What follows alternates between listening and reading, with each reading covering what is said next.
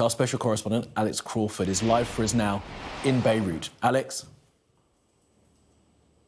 Good afternoon. Yes, it's been a spike of activity just today, just this morning, with a rise in the exchange of fire between Israel and the Lebanese Hezbollah group on the border just south of here, particularly hitting a community centre, which Hezbollah says was an Israeli military base over the border.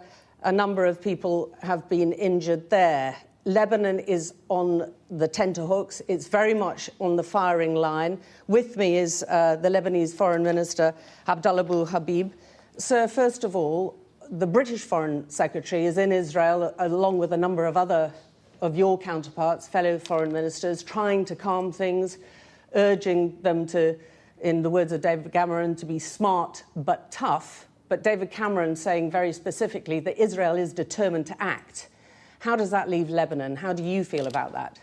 We're worried, of course, and we wish that they will succeed, because any kind of retaliation or any kind of revenge is going to end up with bigger war, probably.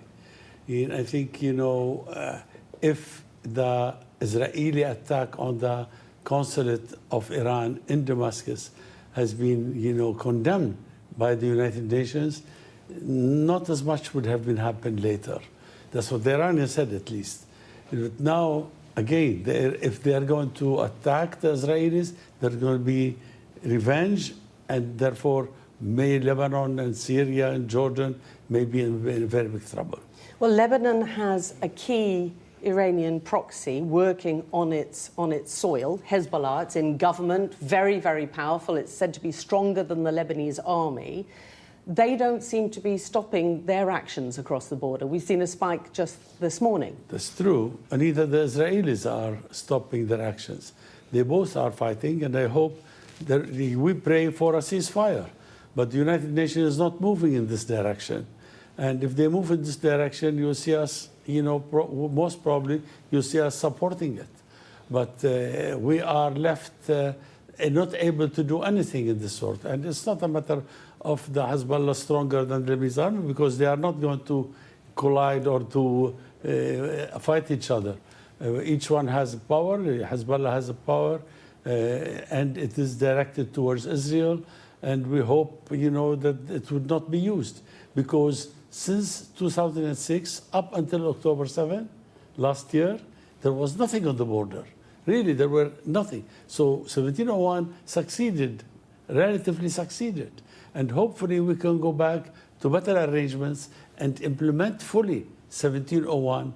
And therefore we have a very stable border like Israel has with Jordan and Egypt now. At the moment, though, that sounds like wishful thinking. That's right. Because there is daily, consistent, recurrent attacks all across the border, with thousands of people on both sides being displaced and lost their homes and injured and deaths. If Israel does follow through with its targets, Lebanon is in its crosshairs because of Hezbollah and the connections with Iran and the loyalty towards Iran. Now, what's going to happen if they do attack Lebanon or anywhere else? What do you fear will happen? I mean, you've said war, but specifically, what do you fear is going to happen? Well, they are attacking. The Israelis are attacking. They are destructing. They are killing people, destructing homes. There are over 5,000 homes or houses that have been destroyed. There we have over 300 victims here for people, civilians and Hezbollah people. So we are afraid of this being expanding and expands all over the country. That's why we think the United Nations should act, and the UN Security Council should act to stop it, and they are not doing anything. Yes, they have a right to talk about Gaza and about what the Iranians and the Israelis are doing to each other, but also there is a third front here, and they should act on it. Hezbollah, the Hezbollah leadership here in Lebanon, welcomed the Iranian attack against Israel, which has led to this position that you are now in. What's your position? What's the Lebanese government's position? We want really peace. We really. But do you welcome the attack like Hezbollah did? We don't welcome, and we don't also denounce the attack. because that's a difficult position to be in, isn't it? Yes, a very difficult position, because Israel started it, and we wished it was condemned, but it wasn't. So we really wish for peace. The Lebanese, most of the Lebanese, 90% of the Lebanese want peace. And the only peace that can come is from the United Nations Security Council. And they are not acting. And they should act in South Lebanon, really.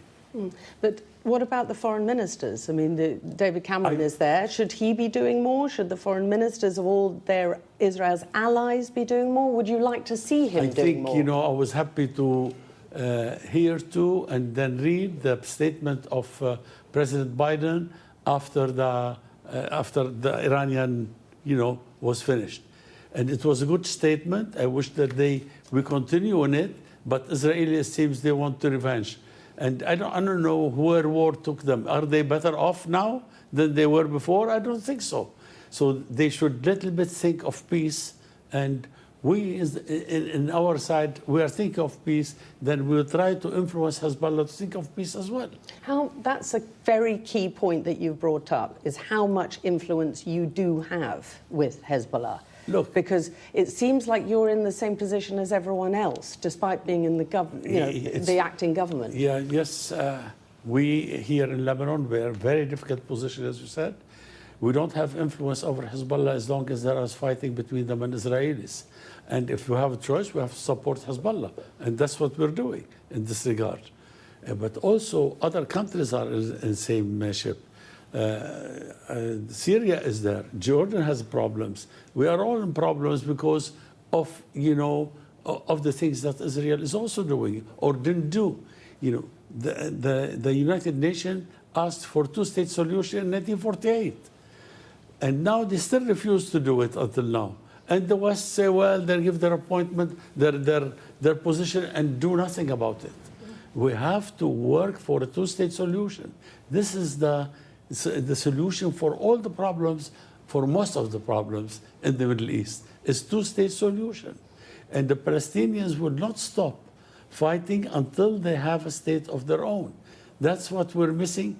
And I hope that, the foreign ministers in Tel Aviv or in Jerusalem, wherever they are, they succeed with them, not to retaliate, take it easy, and not to start a war with the Iranians.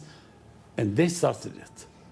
They were hitting Iranians in many Syrian areas, and Iran was not retaliating. But now, after you hit its consulate, you can't stop them.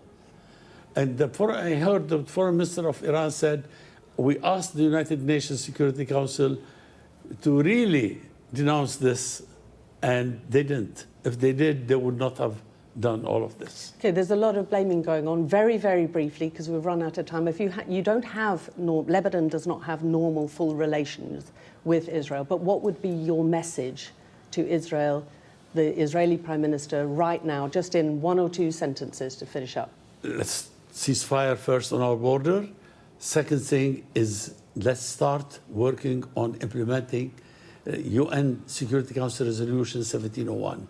If we do it, we have a border without tensions, without problems, and we can live each one happily in his or her own country. Abdallah Bou Habib, Lebanese foreign minister, talking Georgia, not war, I think, is it, Fred? So there you've heard it from the Lebanese foreign minister, a real appeal to fellow foreign ministers and to Israel as a whole to stop the war. Let's talk peace, he's saying, and predicting very bad outcome for the whole region if that doesn't happen.